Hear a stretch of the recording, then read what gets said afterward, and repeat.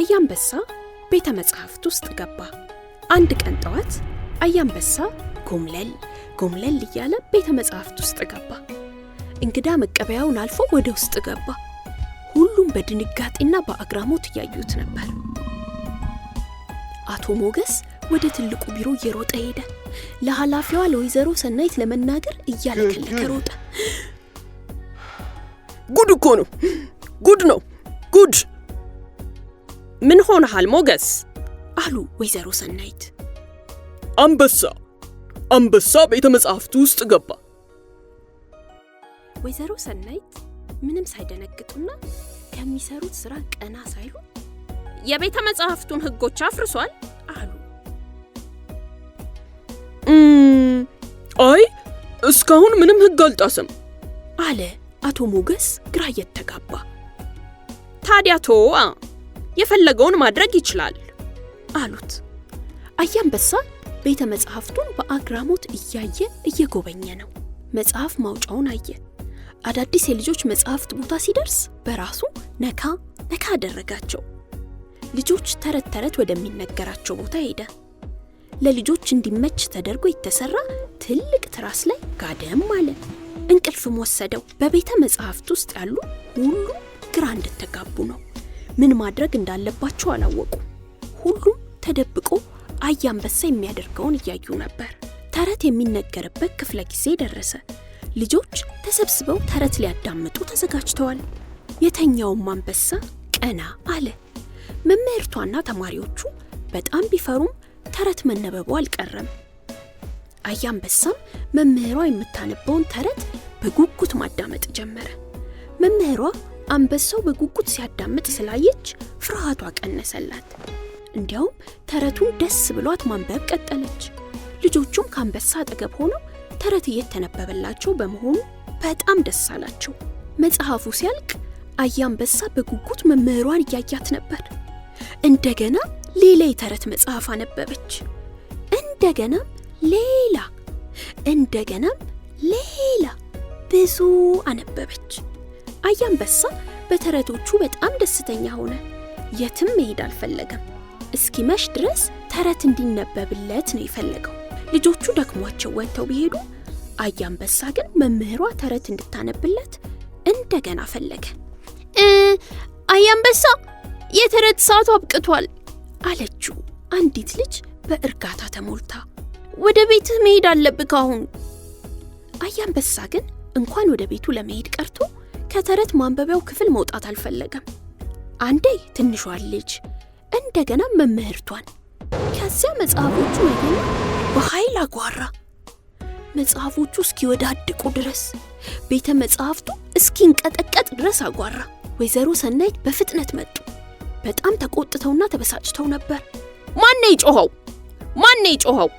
ቤተ መጻሕፍቱ ውስጥ የጮኸው ማን ነው? ይህ አንበሳ ነው።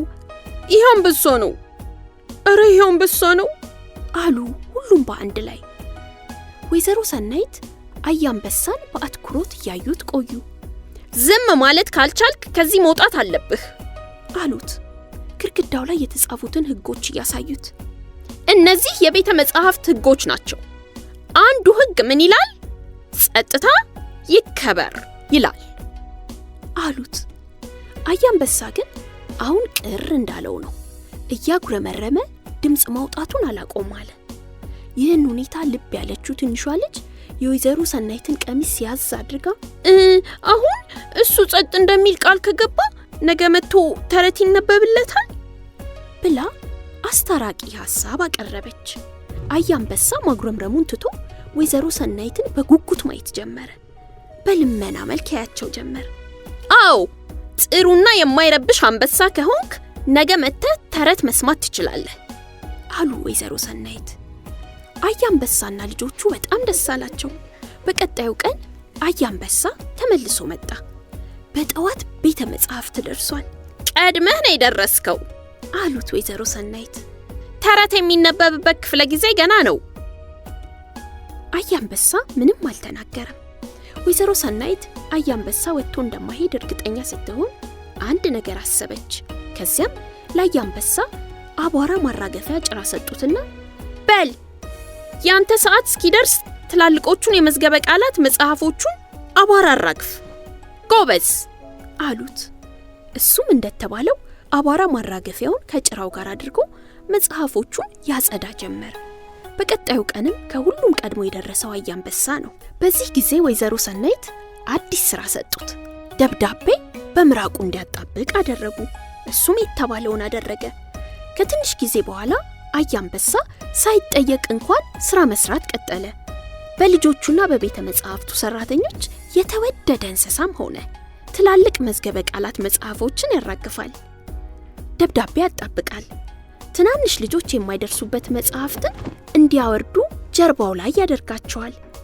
ሁሉን ካደረገ በኋላ በጉጉት የሚጠብቃት የተረት ንባብ ሰዓት እስክትደርስ ትንሽ ጋደም ይላል። ከሁሉም በላይ አገልጋይና በትህትና የተሞላ ነበር።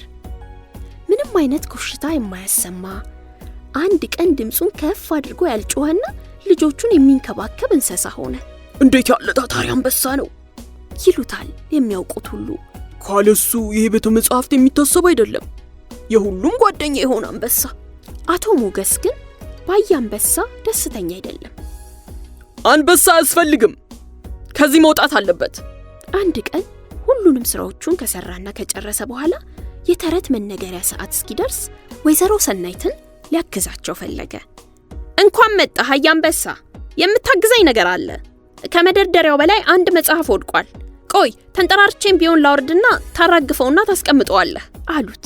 ከዚያ አንዲት በርጩማ ወንበር ላይ ወጥተው መደርደሪያው ላይ የሚፈልጉትን መጽሐፍ ለማውረድ ሞከሩ። በጣም ተንጠራርተው መጽሐፉን ለመያዝ ሞከሩ።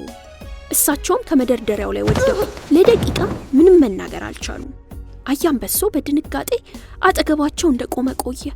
ምንም ማድረግ እንኳን አልቻለም። ቆየት ብለው በቀስታ አያንበሳ እባክህ ሄደ ሞገስን ጥራው አሉ። አያንበሳ በፍጥነት እየሮጠ አቶ ሞገስን መፈለግ ጀመረ። የተለያየ ክፍል እየዞረ አቶ ሞገስን ፈለገ። በመጨረሻም አንድ የመጽሐፍ መደርደሪያ ጀርባ አገኘው። ግን የሆነውን እንዴት ይናገር?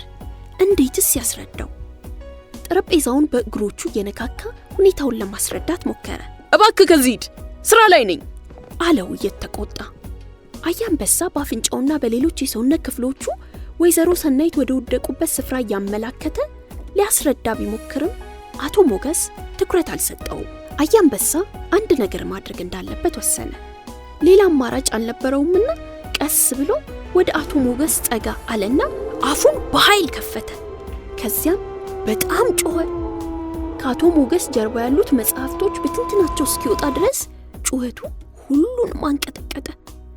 አያንበሳ ከተወለደ እንዲህ ጮኸ አያውቅም። አቶ ሞገስ በድንጋጤ እግሬ አውጪኝ ብሎ ሮጠ። በእርግጥ እየሮጠ ያለው ወደ ወይዘሮ ሰናይት ቢሮ ነበር። አያንበሳ ግን አልተከተለውም። የቤተ መጻሕፍቱን ሕግ አፍርሷል። ይህ ምን ማለት እንደሆነ ደግሞ በደንብ ያውቃል። ከሚወደው ቤተ መጻሕፍት ደስ ሳይለው ወጣ። ተመልሶ እንደማይመጣ እያወቀ አይኑ እንባ እንዳቀረረ በሩን ከፍቶ ወጣ። አቶ ሞገስ እየሮጠ ወደ ወይዘሮ ሰናይት ቢሮ ገባ። ወይዘሮ ሰናይት፣ ወይዘሮ ሰናይት፣ አንበሳ ሕጉን አፈረሰ! አንበሳ ሕጉን አፈረሰ አለ። የወይዘሮ ሰናይት ቢሮ ባዶ ነው። ወንበራቸው ላይም የሉም። ወይዘሮ ሰናይት! አንዳንዴ አሉ ወይዘሮ ሰናይት በወደቁበት። ሕግን ለማፍረስ ጥሩ ምክንያት ይኖራል። ቤተ መጻሕፍት ውስጥም ቢሆን እንኳን። በል አሁን ሐኪም ጥራልኝ፣ እጄ ሳይሰበር አይቀርም አሉ። አቶ ሞገስ በፍጥነት ወደ ሐኪም ደወለ። በቀጣዩ ቀን ሁሉም ወደ ነበረበት ተመልሷል። ወይዘሮ ሰናይት እጃቸውን ታክመዋል። ሐኪሙ ከበድ ያሉ ስራዎች እንዳይሰሩ አስጠንቅቋቸዋል። ችግር የለም አንበሳዬ ይረዳኛል ብለው አስበው ነበር። ግን አያንበሳ አልመጣም። የተረት ክፍለ ጊዜው ላይ ወይዘሮ ሰናይት መጡ። መምህርቷ ተረት ማንበብ ብትጀምርም አያንበሳ አልመጣም። ወይዘሮ ሰናይት ግራ ገባቸው። በቤተ መጻሕፍት ውስጥ የሚገኙ ልጆችና ሰራተኞች መጽሐፍ እያነበቡና የተለያዩ ነገሮችን እያደረጉ ቢቆዩም ሁሉም ያንን ባለ ግርማ ሞገሱን፣ ደጉን፣ አጫዋቹን ጓደኛቸውን አያንበሳን በጉጉት እየጠበቁ ነበር። በየሰከንዱ ሁሉም ወደ በሩ እየተመለከቱ ነበር። ግን አያንበሳ ብቅ አላለም። በቀጣዩ ቀን አልመጣም። በቀጣይ ቀንም አልመጣም። ለሳምንት ያህል አልመጣም። አንድ ቀን አቶ ሞገስ ወደ ወይዘሮ ሰናይት ቢሮ መጣ። ከመሄዴ በፊት የማግዝሽ ነገር አለ? አይ አመሰግናለሁ፣ መሄድ ትችላለህ አሉት። በመስኮቱ በኩል ወደ ውጭ እያዩ ነበር። ድምጻቸው በጣም ቀዝቅዞ ሐዘን ሞልቶት ነበር። አቶ ሞገስ ከቢሮው እንደወጣ ሐሳብ ገባው። ወይዘሮ ሰናይት አያንበሳ ከጠፋ ጀምሮ ደስተኛ እንዳልሆኑ ተረድቷል። የእሳቸውን ደስታ ለመመለስ ማድረግ ያለበት ነገር እንዳለ አሰበ።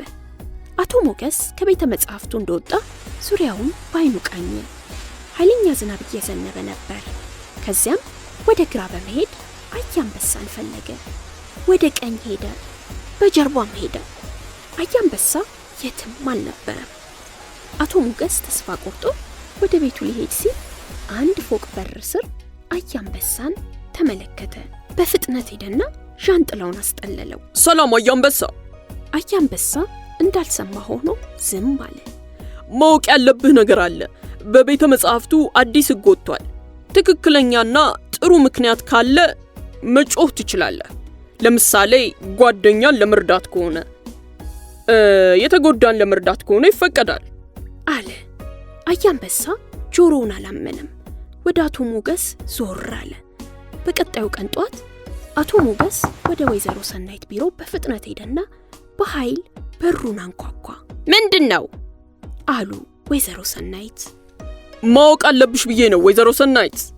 ምንም ማወቅ አልፈልግም፣ እባክህ በሩን ዘግተህ ሂድ አሉ። አያንበሳ ቤተ መጻሕፍት ውስጥ ነው አላቸው።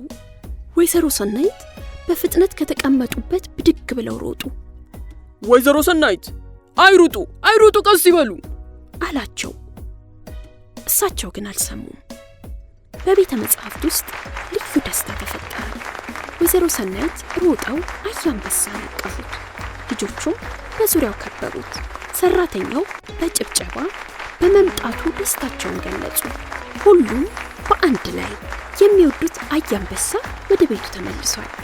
የወይዘሮ ሰናይት ደስታም ተመልሷል። አንዳንዴ ለበጎ ነገር ሲባል ሕጎች ይታረማሉ። ኦሆ አሃ የኢትዮጵያ ልጆች ኦሆ አሃ